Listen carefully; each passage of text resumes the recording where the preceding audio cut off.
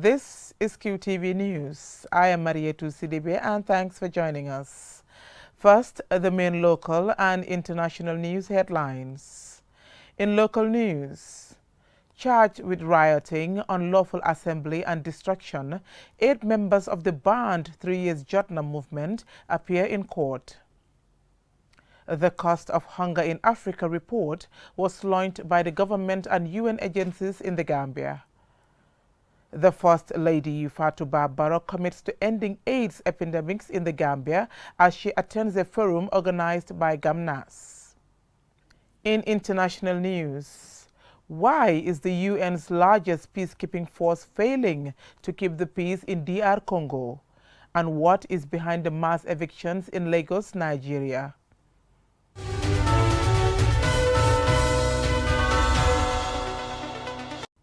And now, the local news in detail.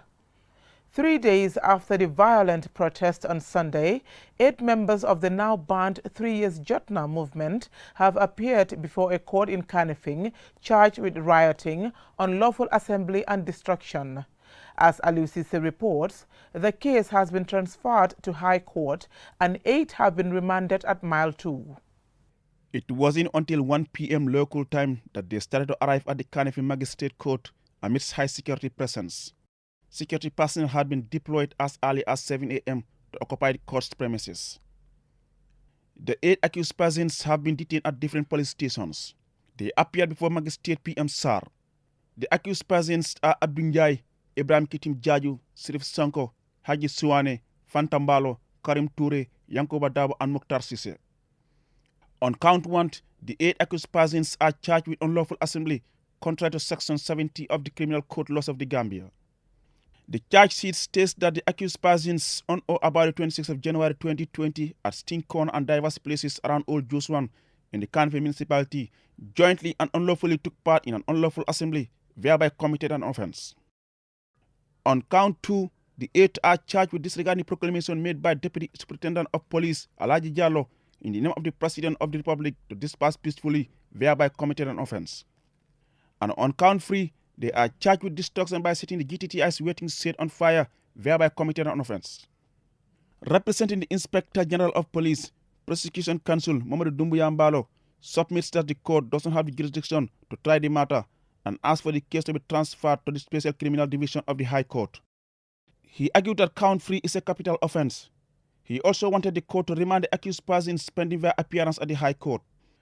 In response, defense lawyer Lamin S. Kamara, on behalf of his defense team, disagreed with Mbalo's submission, saying the court has the powers to hear the case and grant bail to the accused persons.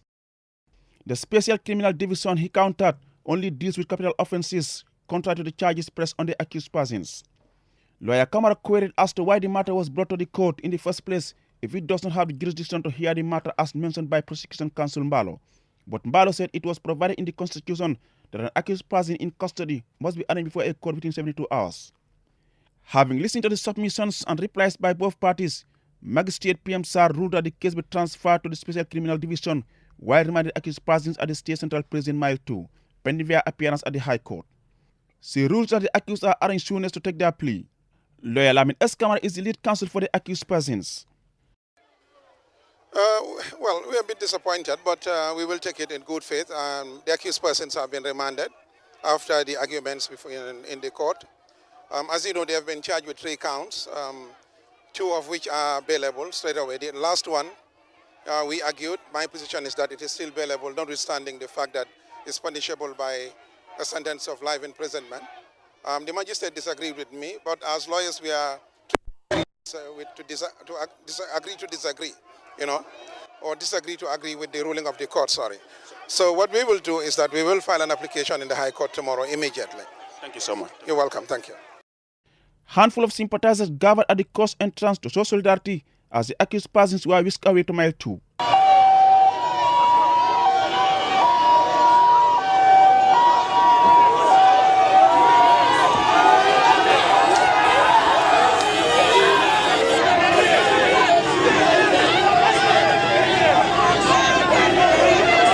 Reporting for QTV News, I am Alusise. The Gambia government and UN agencies in the Gambia Monday held the official launching of the Cost of Hunger in Africa. This report by QTV's Ansumana Isonyasi is read by Amadou Oba. The report, which highlights the social and economic impact of child undernutrition in the Gambia, has been hailed as a very comprehensive research document that will help raise awareness on child malnutrition in the Gambia. The Vice President, Dr. Aissatou Touré, says the Gambia loses 5.1% of GDP annually due to the consequences of child malnutrition. However, she reaffirmed the government's commitment to eradicating malnutrition. While the Gambia is grappling with multiple challenges, we cannot afford to ignore the development and emphasis on human capital, which is the country's driving force to achieving the NDP. While this is the time to reflect on the road we have traversed, we are humbled in acknowledging with pride the improvement of the nutritional status of Gambians. The UN's resident coordinator, Serafin Wakana, says malnutrition is responsible for millions of deaths globally. While recognizing efforts made by the Gambia government in the fight against malnutrition, she calls for more concerted efforts. The considerable loss of lives and productivity due to malnutrition is entirely unacceptable, as it does not only cause adversity of individuals and societies affected, but also translate to a vast amount of financial loss to the national economy, which impedes all public investment. In his welcoming statement, expressed his delight at hosting the event in his region, the governor of West Coast Region, Bakary Sanyang, called for more investment in the fight against malnutrition. The event was also attended by the Ministers of Health, Finance, youth groups, civil society organizations, and representatives of all UN agencies in the country. It was also characterized by a poem recitation by students of Mohammedan Lower Basic School and entertainment by a renowned Gambian musician, Barhama Cham. Reporting for QTV News, I am Amadou Oba. The First Lady, Fatou Bah Barrow, on Tuesday attended a forum for ending AIDS epidemics in the Gambia, organized by Gambia Network of AIDS Support Societies, GAMNASS. Bintu Koka reports. According to GAMNASS, the theme of the event, Communities Make the Difference, is a continuation of World AIDS Day, which is commemorated on the 1st of December every year. The commemoration of World AIDS Day is an important opportunity for stakeholders to recognize the essential role that communities have played and continue to play in the fight against AIDS. First Lady Fatmata Bambaro, renewing her commitment in fighting HIV, says we should end discrimination of people with HIV/AIDS so as to make a difference, and her office is determined to end mother-to-child transmission. Efforts in partnership with key stakeholders in addressing some pertinent challenges have taken place. One of the focus areas in my office towards the HIV response is prevention of mother-to-child transmission of HIV and support to communities living with HIV and AIDS. Our Sanyang, a member of GAMNASS, calls on government and relevant bodies to show commitment in ending AIDS epidemics. She adds that people should avoid discriminating and participate in the fight. I don't think nobody should be left behind for this cause. Action for government. What should government do? Government should include GPA in the national HIV and AIDS strategic plans. But before they do that, what should they do? They need information. So they need to undertake a baseline survey measuring GPA, the stigma, and discrimination. Because if you see people are not coming out, it's because of stigma and discrimination. So when we have information on the stigma, it will be used in order to have some interventions in the strategic plan. According to GAMNASS, 4.7 million people living with HIV are not receiving treatment, and 330,000 adults and children died from AIDS-related illness in 2015. Sirandau, UN system in the Gambia, spoke on the importance of communities in the fight against HIV/AIDS, as the UN system continues to support national response through joint program. Without communities, 24 million people will not be on treatment today. Without communities led by women living with and affected by HIV and AIDS, we will not be close to ending new HIV infections among children, raising orphans, and caring for the sick. This commemoration creates an important opportunity to recognize the essential role that communities have played and continue to play in the AIDS response. The Gambian Network of AIDS Support Society, the umbrella body of HIV and AIDS support groups in the Gambia, was established in 2007 by member support societies. Bintu Koka, QTV News. A refresher training course on adapting agriculture to climate change was on Monday organized by officers and technicians of the National Agricultural Research Institute, NARI. Ajay Bintu Drame reports. The training is part of an agreement between NARI and the Food Agriculture Organization of the United Nations, FAO, under the project Adapting Agriculture to Climate Change, for NARI to implement the introduction and evaluation of climate-smart crop varieties and farming systems technologies into the country that farmers can use to boost their outputs. Dr. Lamin Diba, Director of Research, explains the relevance the training is and the impact it will have on the lives of the participants. Three important things will be looked at during this training, which is how to collect our research data, analyze it, and also to produce our research reports. So I think the importance of this training cannot in any way be overemphasized. Mr. Fafadin Fatajo, Project Coordinator at FAO, explains how using technology can add value to farmers' yearly production and boost the economy. He added that NARI has always been a key partner in supporting and implementing projects to enhance food production in the Gambia. To enhance NARI capacity also in their research activities, FAO supported to drill 2 boreholes. One was drilled at Support, Kerawan Field, another one site 3 here in Banjul or Yundum. Why? This is to help NARI to have the potential of their research trade. Because if research is rain-fed, it's difficult to get the potential of the crop from the research activities. Dr. Demba B. Jallo, Acting Director General of NARI, thanked FAO for supporting and promoting his institution's agenda to increase food production and facilitate farmers' needs. He further explains that most of the activities of the project are specifically centered on farming, and FAO has been a great partner. We have many other programs, like we have the Integrated Pest Management Program. This, again, we are thinking that using chemicals to challenge insect pests is not even healthy for us as human beings and even the environment. So what we do here is that we try to bring in other alternatives, like using plant extracts, which are more friendly. And these plant species that we use are the ones that you can easily get in this country. We don't want to bring in plant species that farmers cannot get here. But our own local indigenous plant species are what we are trying to control some of the insect pests in our country. Adama Jawo, a participant, says the training is very important in her field. Adama adds that she has high expectation at the end of the training and hopes to come up with solutions to remedy problems in order to enhance food production in the Gambia. Data is very vital. Many of the scientists, they don't know how to analyze data. Even maybe to collect data is not a big deal, but how to do the analysis.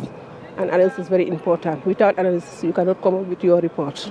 So analysis is very important. This thing is very, very vital. And it comes at the right time. The agreement between NARI and the FAO under the project Adapting Agriculture to Climate Change also includes enhancing the technical capacity of NARI officers and technicians seen as the frontliners when it comes to the effective execution of research programs. Ajibintu Drame, QTV News.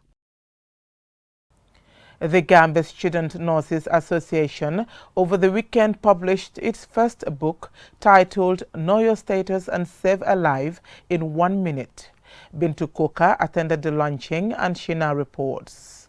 The book's publication came as a result of information gathered through diabetes and hypertension screening conducted by the association in various institutions around the country. Diabetes and hypertension are known to be on the increase in the Gambia, affecting the lives of many, most of whom are unaware of their status. The Nurses Association deemed it necessary to reach out to people in their workplace to check their status. Alaji Fatou Bah Barrow, GAMNASS outgoing president, spoke about the importance of the book. This idea, Know Your Status and Save a Life in 1 minute, is purposely geared towards providing basic, health services to people in their institutions. Not only, when you are sick, you have to go to the hospital and then they have to check on your hypertension status, your diabetes status. But we said no, you have to reach to the people and provide these services for them. Mr. Janko urged people to regularly check their health status because diabetes and hypertension are among the highest causes of death in the country. Diabetes, hypertension, many times you can live it. You can live with it for years without knowing that you have these particular conditions. But with continuous screening, you'll be able to know it. And we have many people that are amputated in this very hospital due to the problems from diabetes. We have many people that are paralyzed. In this very hospital, we have been seeing them at home because of hypertension. And the death rate is also very, very high. Mr. Dembo Kambi, National Youth Council and youth leader, spoke about the importance of writing. It's indeed out there to create awareness, especially when it comes to medical.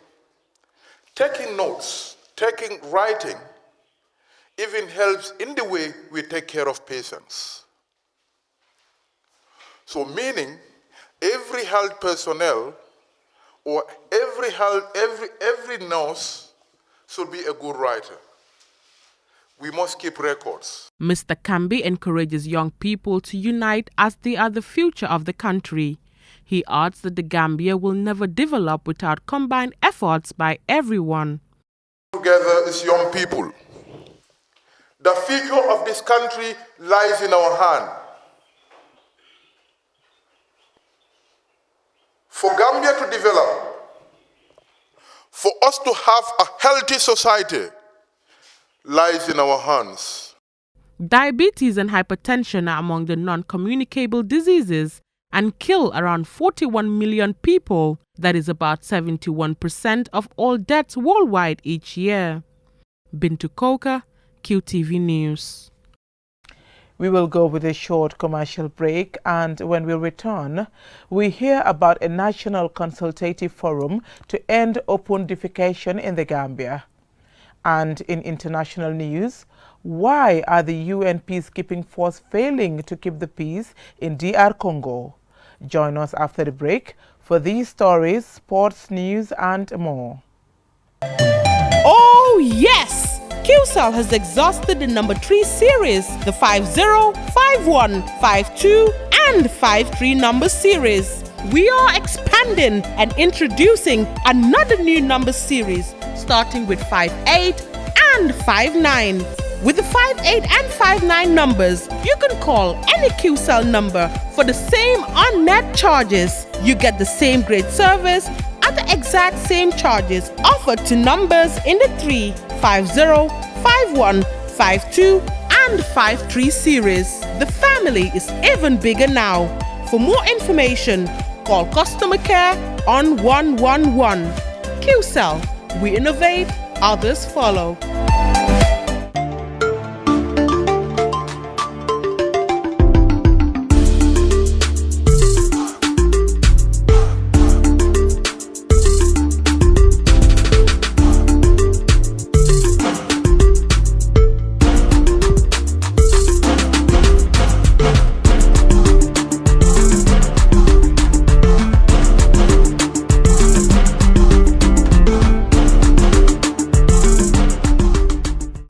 Welcome back. A national consultative meeting with stakeholders to end open defecation was organized on Friday by the Water Hygiene and Sanitation Unit under the Ministry of Health. Bintu Koka reports. Ending the practice of defecation in the open rather than in a toilet will have transformational benefits for some of the world's most vulnerable people, says the UN partner sanitation body, the Water Supply and Sanitation Collaborative Council. The consultative meeting discussed how to bring an end to open defecation by the end of 2020. The current estimation is that around 673 million people around the world practice open defecation, and the Gambia is no exception. Dr. Amadou Samate, Minister of Health, deliberates that his ministry is doing its best in ending open defecation, but needs collective support. Equally important for us to address the open defecation that is carried out on the highways. We've been emphasizing this fact in many of our meetings, that the highways do not have toilets, and what happens to the people who are traveling long distances. Sarata Sise, Speaker of the Children's Parliament, calls on the government to fulfill its commitment to child rights and support children with sanitation facilities. She adds that it is important for school-going children to be provided with sanitary towels. Some Gambian children and women waiting until dark to defecate in open and increase their privacy, which expose them to the risk of physical attacks and harmful health consequences, such as urinary tract infections, chronic constipation, dehydration, physical and mental stress as a result of ignoring bodily functions because of fear of discomfort. Sandra Latouf, UNICEF country representative, says UNICEF will continue to support the government to put an end to open defecation. Explaining the effects of open defecation, she adds that the Gambia is 99% free from open defecation. Why is it so important to act now and make the Gambia free of open defecation? Open defecation contaminates sources of drinking water and spread disease such as cholera, diarrhea, and dysentery. Almost 1,000 children die every day from diarrhea caused by poor sanitation, hygiene, and water around the world. Dr. Aissatou Toure, Vice President of the Gambia, speaking about the importance of sanitation, says it is time that everyone abides by proper sanitary rules. Sanitation is important for health. Sanitation generates economic benefit. Sanitation contributes to social development. Sanitation helps the environment, and sanitation for all is achievable. These are powerful messages that each and every one of us here present should carry along and take the part you fit in. Open defecation is when people defecate in the open, for example, in fields, forests, bushes, lakes, and rivers, rather than using a toilet. The practice has dropped in the Gambia for the past few years, but it's still practiced in some communities. Bintu Koka, QTV News.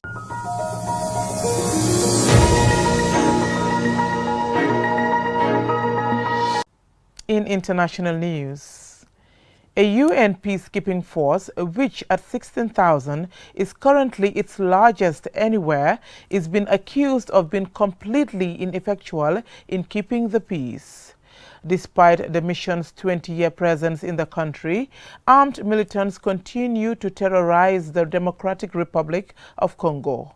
The mission, which is also the longest-running UN peacekeeping mission, does not appear to have had an effect. In November and December 2019, 260 civilians were killed in the region. What has made the mission very difficult is that the attacks on civilians appear to be random, with no particular ethnic group or community being the main target. Apparent peace treaties have broken down, and the DR Congo National Army has had as many failures as successes. Also in international news, Mass evictions have triggered protests in Lagos, with some residents given just 1 hour to pack up. Many of those taking part in the demonstrations are not themselves victims of the evacuations. Civic authorities have given a number of reasons for the evictions, including what they describe as economic sabotage as the result of underground pipes linked to and stealing oil from legitimate pipelines. Authorities say, apart from the theft, such pipelines can lead to infernos, causing fatalities. Some protesters allege the evictions are a land grab by authorities as the residents are on prime land, which is becoming scarce in the state.